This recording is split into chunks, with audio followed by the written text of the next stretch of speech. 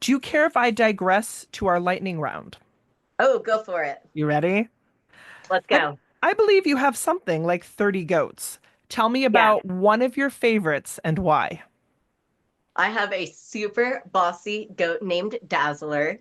She is kind of the queen goat of my goat herd. So she is like in charge. She bosses everybody else around. She was also the very first goat that I ever picked out and purchased.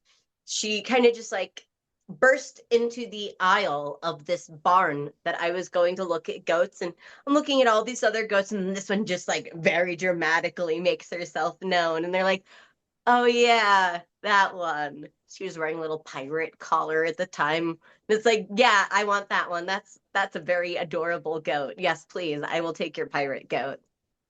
I know that you love immersive theater. What was the last show you loved and why?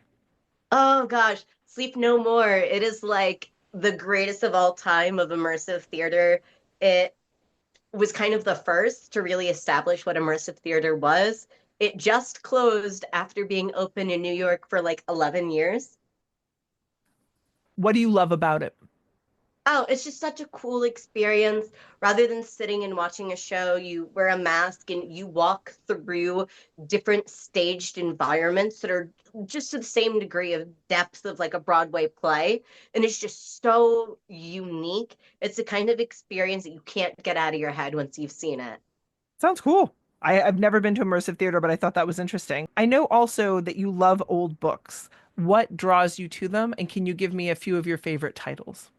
Oh God, they smell so good, not gonna lie. Old book smell is like the best. But really, I'd say it comes down to like a desire to like be aware of history of that old knowledge. So I've got a whole bunch of like super obscure intimacy texts. Like I have one that's about prostitution in Germany in the early 1920s. It's like super specific to like a niche time frame. I've got books about specifically the experiences of people of color in pornography. I've got all sorts of different things, most of which at this point are like now out of print and really hard to find. How interesting. I know that you worked as a jockey. I would love to hear what that experience was like, but also how did that inform your way of seeing the world? Oh goodness, that was wild. Super fun, super high risk, crazy, high pressure environment. And also one of the most sexist environments I've ever been in. They do not like female jockeys. Like 95 to 98% of all jockeys are male. So very often I would be the only woman jockey present. And as a result, there would be a ridiculous amount of like bullying and harassment. Like it was not great. It made me realize that like no, sexism can exist in all stratospheres of work when you don't even think or realize that it's possible for it to be that kind of environment. That's shocking. I wouldn't, in thinking about the question, it never even occurred to me. Yeah, it was a really wild experience. I loved it. I loved the horses, but really what colored my experience the most was like the harassment. Was it sexual or was it just like you're not good enough? Oh, mostly it was like competitive harassment, things like locking me into the women's jockey room by putting something underneath the door handle so this way it couldn't open fully. Turning the water off in the shower, turning the water to freezing in the shower, dumping horse poop into the shower, just like all sorts of just like little harassment, almost like hazing kind of is the best comparative thing. It wasn't like sexual in any way.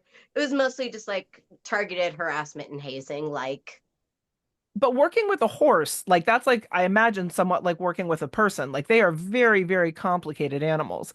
Did they you are. learn what did you learn from that experience and from working with sort of a massive, powerful beast that you really have to be in tandem with?